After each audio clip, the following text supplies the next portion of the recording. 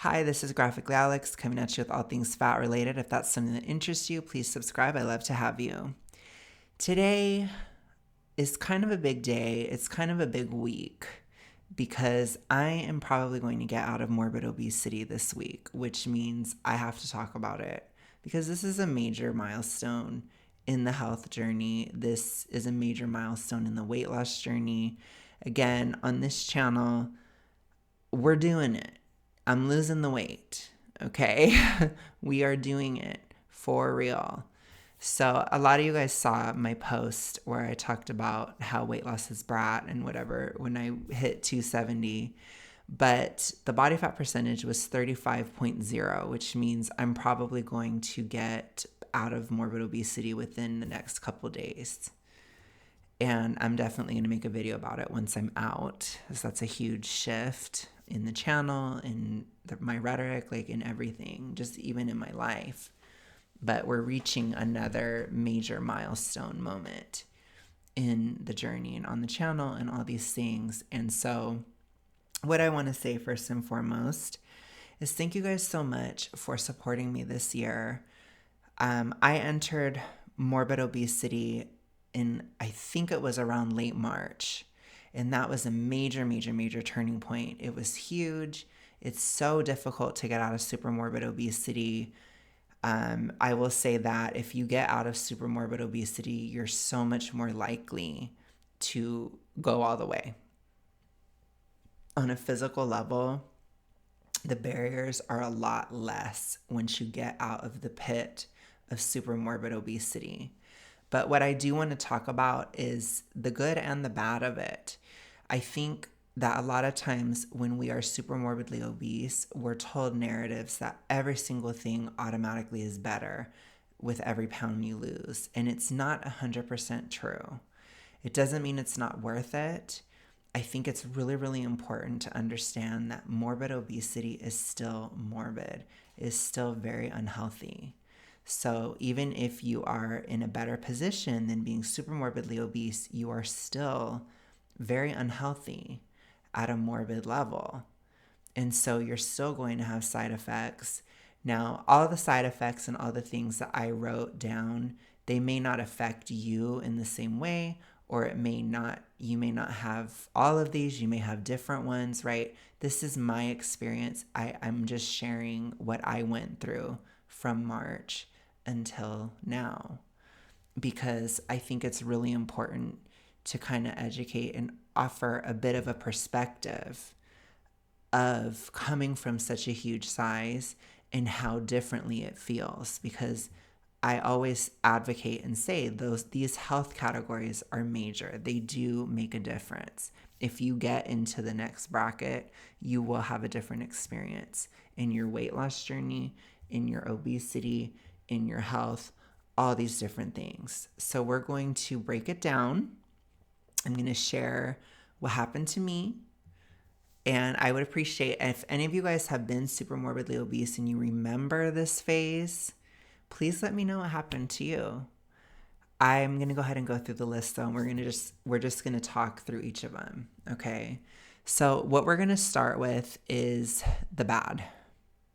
I think it's important to discuss it, like I said, because the reason I'm doing it is because I know there are a lot of super morbidly obese people who get to this point and they feel like they should be healthier, or they feel like they should feel better, and they don't in certain ways, or certain things can get worse.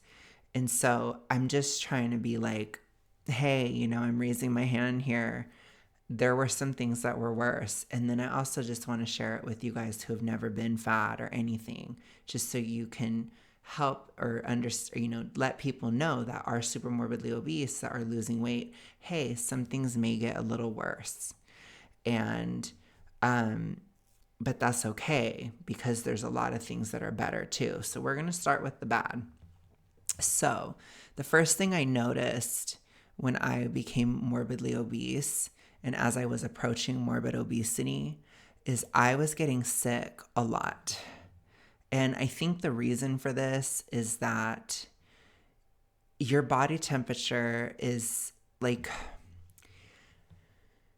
When you're super morbidly obese, you're so much more likely to have hot flashes or to be sweating all the time or to have like this heat in your body. Whether you're just irritated, whether you get angry easier, you're more likely to have facial flushing and all these kind of things. It just makes you hotter. Like, and I don't mean it in, a romantic way. I'm saying hotter, physically hotter. And I think when you go to morbid obesity, you can kind of reach this point where you're a lot cooler. And when your sinuses and things are colder, it's easier to get sick. That's my opinion on what happened.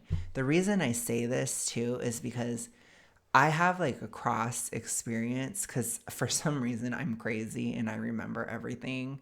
And I remember when I was in high school, I got sick with colds all the time. And as I reached my high school weight this year, I started getting sick with colds much, much more often. So it was very irritating on a lot of levels, but it was the same kinds of sickness that I would get when I was in high school. It was very interesting to me because I had no idea that that would happen, or I had no idea that it had to do with specifically the size I was. So when people say you do get sick more often when you're fat, in my opinion, they may be talking about this morbidly obese category because I barely ever got sick when I was super morbidly obese, and it happened a lot this year. It did. Okay, the next one. Asthma and hypoventilation got worse. So my obesity-induced hypoventilation got a little bit worse. It wasn't as bad as when I was at my biggest. When I was at my biggest, it was the worst ever. Like, it was horrible. But I had a lot of moments this year where it really would flare up and it would be difficult to breathe because I literally would start wheezing. I would start having these kinds of asthmatic episodes, which I hadn't had once again since I was in high school. And I think it has to do with a certain level of hormones that you're at. I could speculate, it's probably serotonin or estrogen hormones reaching a certain level in morbid obesity where you're more likely to have asthma. And again, it could happen to different people at different sizes. This is just how it hit me at this level. It got worse, like literal wheezing. I write here, the next one, my allergies got worse. So all of these kinds of things were a lot worse this year. Like, I'd have the back of my throat, I'd be like scratching the back of my throat. And I had really bad allergies when I was in high school. So I thought it was really interesting for these things to return, like as if I was in high school. It was weird. But yeah, the asthma was bad, exercise asthma, hypoventilation at night, right? These things, they got worse. And the next thing we're going to look at is serotonin symptoms and muscle rigidity. So one of the things with serotonin is if it's off, if something's going on, you can get very tense muscles. And this got worse in morbid obesity. So I had a lot of muscle stiffness and muscle pain, which also increased knee pain. So a lot of times the narrative is, hey, you lose weight, your knees aren't going to hurt. My knees actually started to hurt worse again. So it came back, but it was not as much of the pressure on the knees. It was muscle rigidity. My shoulders are really tight. My knees are really tight. Like the muscles around the knees, all these different things. It also caused foot pain and these kind of things. Like, all of my muscles were very rigid throughout morbid obesity in a worse way than when I was super morbidly obese. I would also have like cramping and twitching and things. And I had these things as a super morbidly obese person as well, but it did get worse, which was interesting. Like, I had this golden period last year when I lost about 70 pounds, when I'd gotten to 70 pounds lost, where my knees started feeling better. And then this year, towards the spring, towards like May and June, my knee pain got worse again. And it started to really hurt. Like it was starting to hurt bad, like when I was super morbidly obese. But it's to do with muscle rigidity. It was tough. So this part too, this is a more subjective or emotional thing, but social awkwardness. I felt extremely introverted, and I wasn't as bad as super morbidly obese. I think with that, I was like stiflingly introverted. Like, I don't know how to describe it. Like, I couldn't, it's like the kind of thing where you fear leaving the house or something. Like, that's how bad it was when I was losing weight, when I was more super morbidly obese. Like, a lot of this is also like weight loss symptoms and that kind of stuff because of all the hormones being released and stuff. So I'm not just talking about the actual size, I'm talking about losing at the size too, because I've been losing the whole time. And this was definitely a huge thing. I was very insecure throughout morbid obesity, extremely insecure the whole time. I even wrote here comparing to others. I was very competitive or constantly feeling like I was in high school again. It was so weird. I felt like this person's cooler than I am. This person's got it more together than me. I'm thinking about all this stuff and I'm feeling socially awkward. I'm having a hard time dealing with people in the public, having incredibly awkward experiences on an almost daily basis, not being able to talk. I can't say things to people. Like, I don't know what to say, right? It was tough. And it's like, it was just difficult. It was worse. It got worse. I had times where I had horrible amounts of confidence and things like that were just terrible throughout morbid obesity. Okay. So the next one is duffdom. So I did talk about this a lot when I was in my duff era. I will say it is happily over. I feel slightly duffed out, but I'm not actually duffed out. Duff is not a feeling. It's a reality. And when you're in it, you are in it, period. And that was a major part of morbid obesity too, because a lot of these things, they come from seeing more social consequences of obesity, because your first barriers that you're seeing are no longer physical health. So you're thinking about social issues a lot more. And I think in morbid obesity, as you're coming down from super morbid, because the health issues start to go into the background, you think about social issues. So it's this, I'm comparing myself. I'm a duff. I'm not cool. I'm not the cool one, right? I'm insecure in dating and these kinds of things. Like, all of these things came up really, and they were like stiflingly tough. The next thing that happened throughout morbid obesity is constant swelling. So I swelled pretty bad. I usually did swell horribly with the winter solstice. So towards December, I would swell massively, and I swelled incredibly huge. This past December, it was crazy. Like, I put on 10, 15, 20 pounds of water. And then throughout January, it all came off again. It was crazy. But this year, unlike last year, when I was super morbidly obese and I was losing weight, I would reach levels where the swelling would go away. In morbid obesity, it never went away. I've had edema the whole time, pretty much. I swelled with the winter. I had a very, very small window of not being swollen in April that probably lasted about 2 weeks. And by the time we got to May, I started swelling again. So I call it de-poofed. I never de-poofed in morbid obesity. I was constantly swollen. And that can be difficult in terms of weight loss because the numbers don't show as much. And that can be demoralizing because I was constantly swollen all the time, all the time, all the time. And before people say, oh, it's because of salt, or oh, it's because of this, oh, it's because of that. No, because I would have plenty of salt when I was super morbidly obese.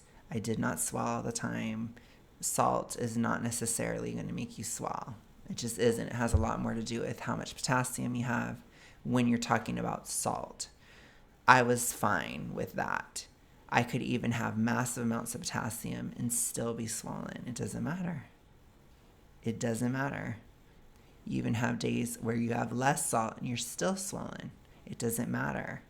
You're swelling. So that's tough. That part was tough because it did affect the scale and it affected that kind of thing. So it was really difficult psychologically to deal with the constant swelling, waiting for it to end, and it never did. It still hasn't, to be honest.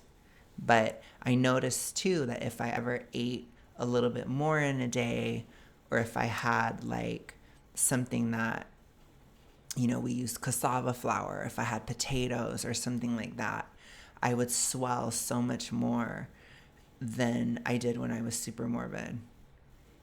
So it's like I would eat something like that and then I gain, way more weight. Or like I went to LA and I had that cake that we had. I swelled massively. It's like any little thing that I have, I can swell massively. It's like the body is just it's so easy to put on a massive amount of water in morbid obesity, at least coming from super morbid. So just saying that could happen, and it was tough. It was tough when I flew on the plane. I swelled massively from flying. Like my body was extremely prone to swelling in morbid obesity. I'm hoping that goes away in obesity, but we shall see. The next thing is weight loss less linear. So this was major because of the swelling. Your numbers go up and down so much more throughout morbid obesity, especially compared to super morbid. So like I said, I mention these things because in a weight loss journey, you can feel a sort of psychological dread, a psychological fear, a psychological thing where, oh my gosh, it's not working anymore. This is kind of, in my opinion, the phase where it's not working anymore, where people start to say that and they start to fall off. You can't let it get to you. You cannot let it get to you because it is still working. If you're doing a deficit, you're still burning the calories. You are still burning fat, but it may take longer because your body can hold on to water so much. And that happened to me a lot, but I just kept going. And what do you know? I'm almost out of morbid obesity, right? But it was so much slower. When you're super morbidly obese, you can start dropping weight really quickly in comparison to being morbid, but you're just not as big anymore. It takes longer the smaller you get. So yeah, raw nerves. I think this had to do, in my opinion, I felt a lot of, high serotonin, low dopamine type of symptoms. So the raw nerves, it's like a sensitivity. It's like I would feel my skin was very like itchy or irritable, or like if I remember I went to my cousin's house and she has like a Labrador, and her Labrador was licking my knee and it felt like sandpaper on my knee. It just was so like it's just a rawness to it. And I would get, that was especially when I was kind of migraine-y and that kind of stuff. It was tough during those moments where I'd have those raw nerves. It wasn't all the time, but it did happen. So this one is also more psychological, overwhelmed by life and possibilities. So this was big. I think coming from super morbid obesity, where really my only focus was health, my only focus was losing weight, getting out of super morbid obesity. I told you I had to do a whole ass ritual, the whole ass Eras tour to get out.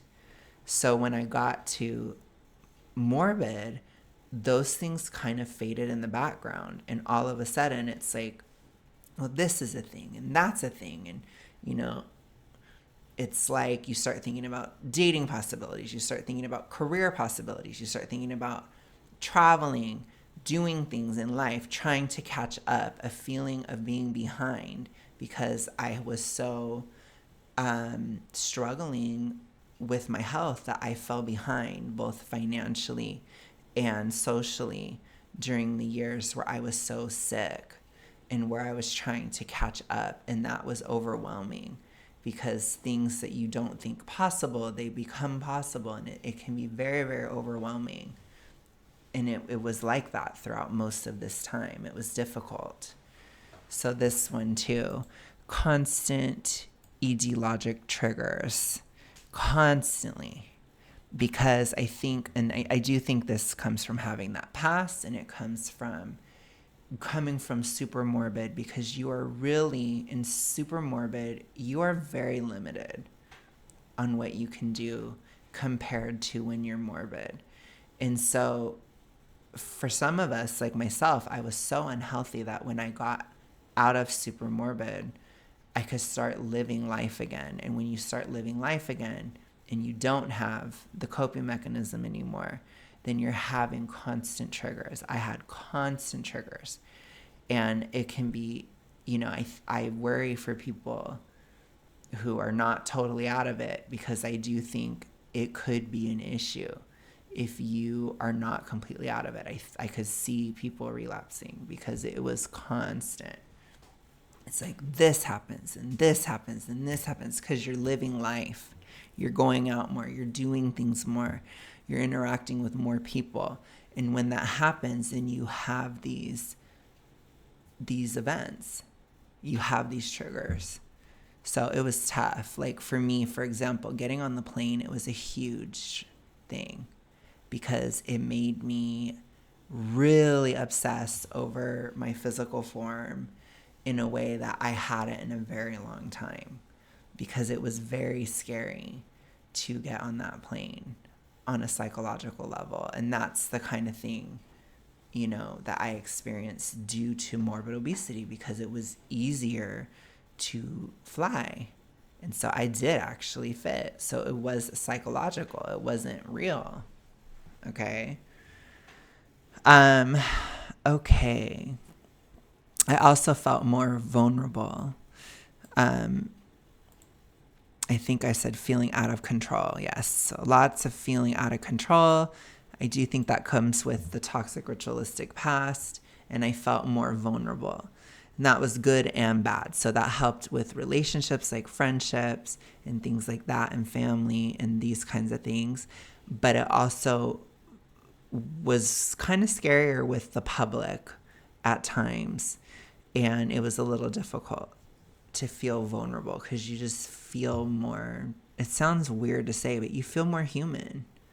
You just feel more human. And when you don't feel human for a long time because you're so huge, it's a weird feeling to return to.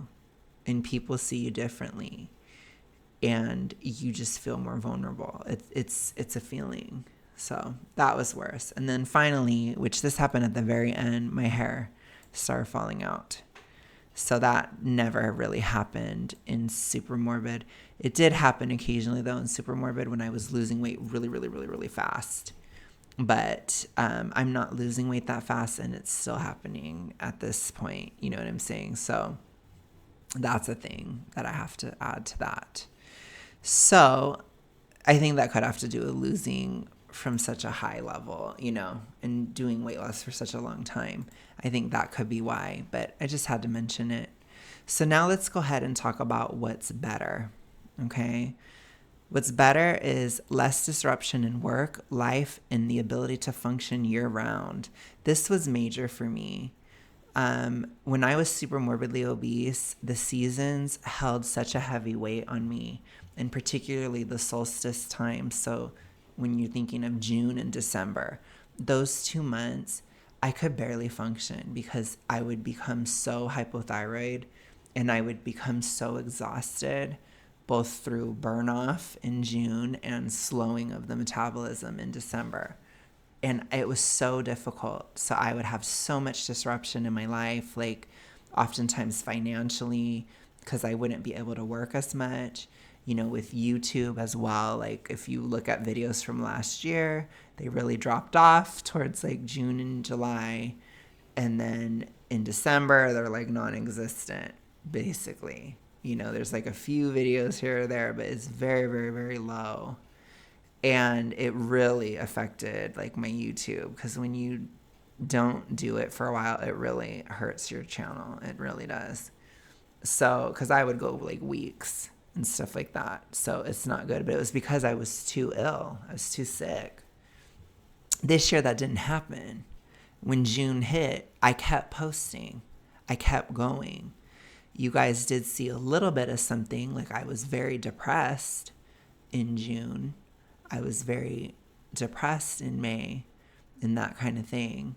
I wasn't thriving, but I was posting, and I was also still working.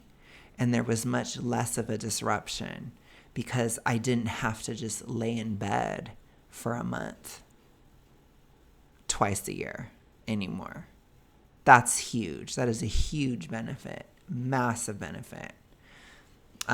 Being much more present in other people's lives and able to help. So this was huge too. It was so much easier to be there for other people because my health concerns were not at the top of my mind at every waking moment. It was a lot easier for me to listen to other people's stuff and to be around. I took on more of a role in my family when there were familial conflicts and stuff. I could listen to different sides and listen to stuff and offer perspective, and same with friend groups and things like that. I could be there and listen and offer a perspective due to even more empathy. So I literally feel like I got my empathy back in 2022 because my health improved. I kind of leveled up again in that, where I had even more when I got into morbid obesity. And that's major because it really helps. And I was about to say, it helps you fight less and have less misunderstandings with people. And that definitely continued this year, where I was fighting or arguing with people a lot less in my personal life. And to a certain extent, sometimes even online. So that's big.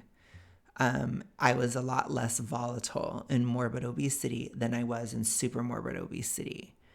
It was horrible a lot of the time in super morbid obesity. I don't know how to explain that. Flight or fight is a constant feeling in super morbid obesity, and it can even be upticked when you're trying to lose weight. So it was very difficult last year, very difficult.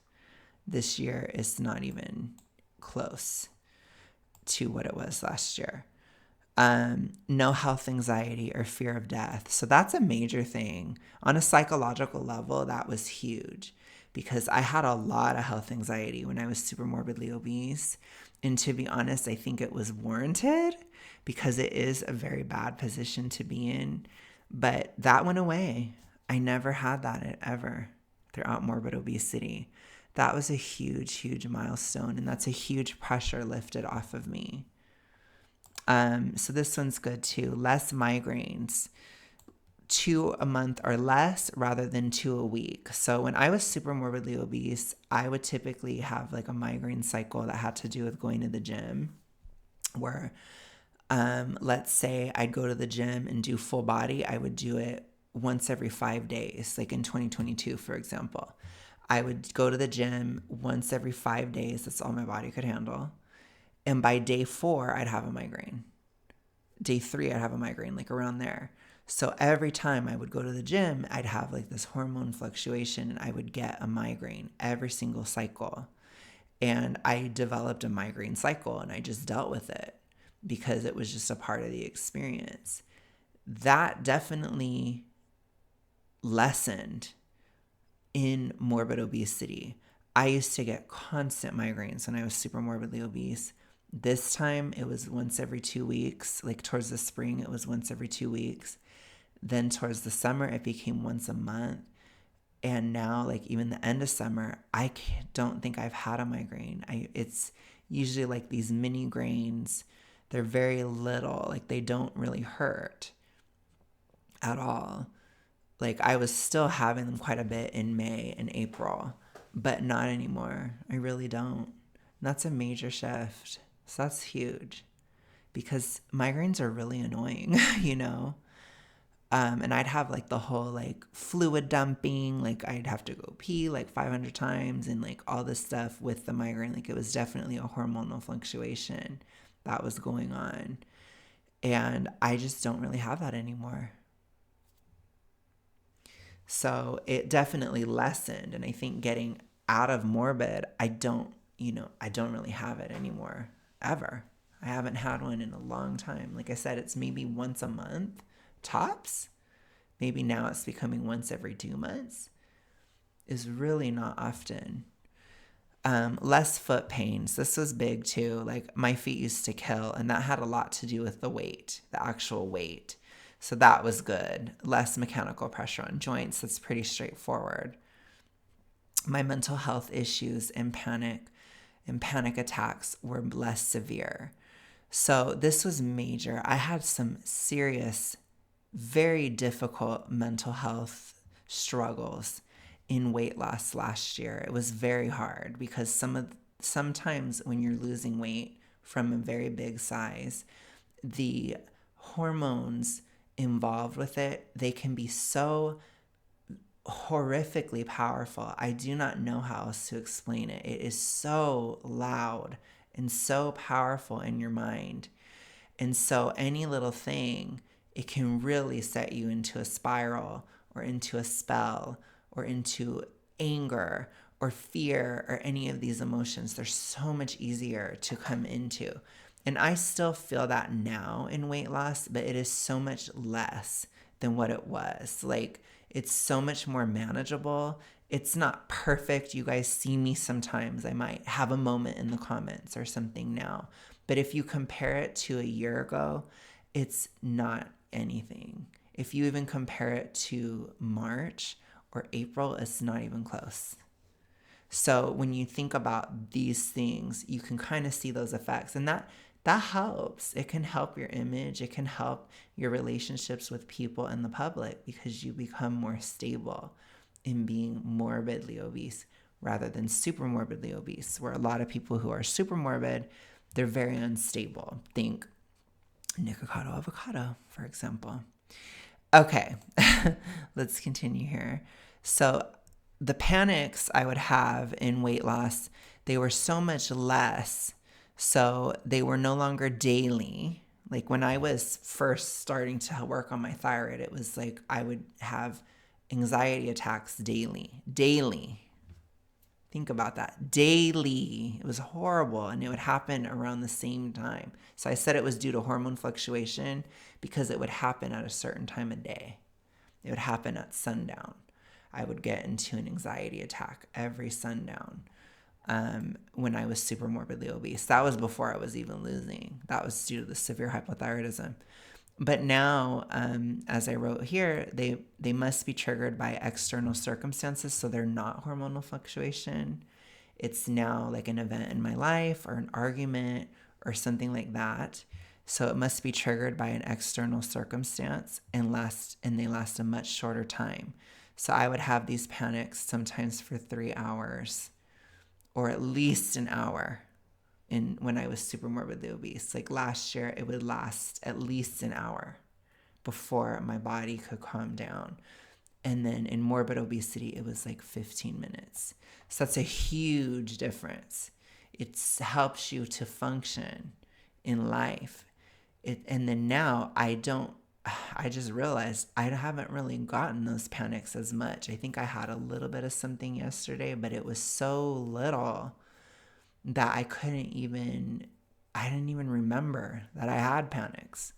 So I don't think things are really the same anymore for me, especially getting towards the end of morbid. But it was so much easier in morbid versus super morbid.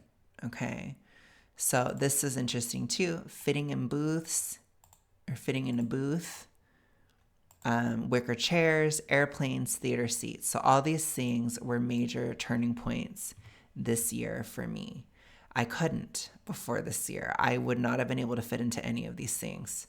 So that made it easier to fly. It made it easier to go see a show.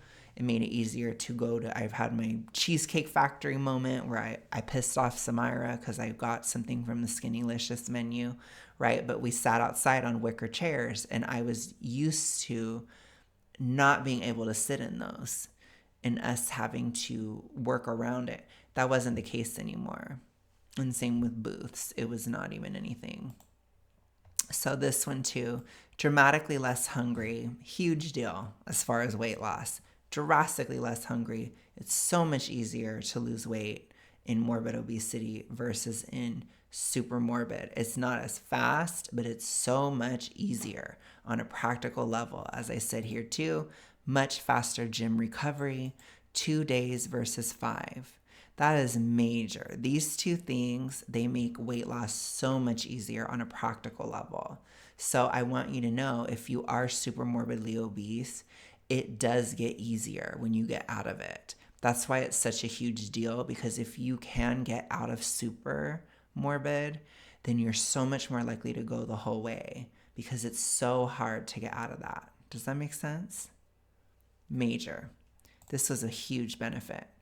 Less carpal tunnel episodes. So I would have joint swelling and weight loss when I was super morbidly obese. This happened a lot less often.